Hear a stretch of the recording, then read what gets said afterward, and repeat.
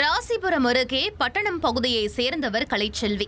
58 வயதான இவர் தோட்டத்து வீட்டில் தனியாக வசித்து வந்த நிலையில் முகமூடி அணிந்து வந்த இருவர் கத்தி மற்றும் துப்பாக்கியை காட்டி மிரட்டி 9 பவுன் நகையை கொள்ளையடித்து சென்றனர்.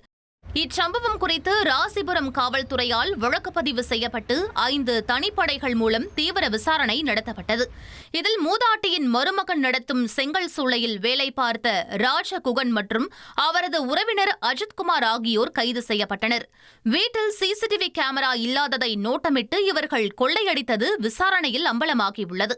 புகார்தாரரோட மருமகன் அவங்க சம்பவ இடத்திற்கு பக்கத்திலேயே ஒரு பிரிக்கில் ஒன்று ரன் பண்ணிட்டு இருக்காங்க, பிளேயாஷ் பிரிக்கில். அங்கே இவர் 2025 ஒரு சில மாதங்கள் வேலை பார்த்துருக்காரு. அதுக்கடுத்து ஒரு 8 மாசமா அவர் வேலையிலேருந்து விலகிட்டாரு. இப்போ அவருக்கு பண தேவை. அதனால இந்த இன்னொரு குற்றவாளி இவரோட அக்காவோட வீட்டுக்காரர் 2 பேரும் சரி போய் வேலை கேட்கலாம் அப்படிங்கிற ஒரு தோரணையெல்லாம் அங்கே பார்த்துட்டு புகார்தாரர் தனியாக இருக்காங்க, பண்ண வீட்டில் தனியாக இருக்கிறாங்க. 2வது அங்கே எந்த விதமான கண்காணிப்பு கேமராவும் இல்லை அப்படிங்கிறத உறுதி செஞ்சோன்னே அதை வீட்டில் கட்டாயம் நம்ம கொள்ளையடிக்க போனோம்னா யாரும் தடுக்க முடியாது, நம்ம கொள்ளையடிக்கலாங்கிற எண்ணத்தில் தான் அவங்க 2 பேரும் வந்திருக்கிறாங்க.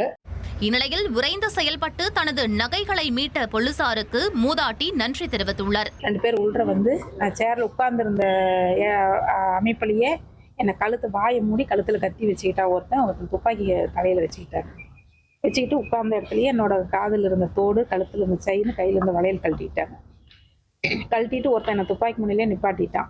இன்னொருத்தன் போய் கபோர்டெல்லாம் போய் களைச்சி போட்டுட்டான். நான் வச்சிருந்த பணத்தையும் பொருளையும் அவனால் எடுக்க முடியல, துணிக்குள்ளே வச்சிருந்தனால எல்லாம் களைச்சி விட்டுட்டு வந்துட்டான். நானும் அது சரியாக பார்க்காம தான் நான் பவுனோட மதிப்பு அதிகமாக சொல்லிட்டேன். அப்புறமேட்டு பார்த்தா அந்த இடத்துல ஏதோ இருந்ததுங்க. உடனே கதவை சாத்திட்டு தப்பிச்சு போயிட்டாங்க. அவ்வளோதான் நடந்ததுங்க.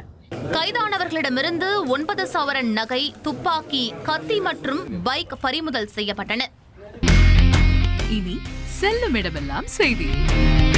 தந்தி டிவியின் வாட்ஸ்அப் சேனலை ஃபாலோ பண்ணினா செல்லருக்கும் இடமெல்லாம் செய்தி.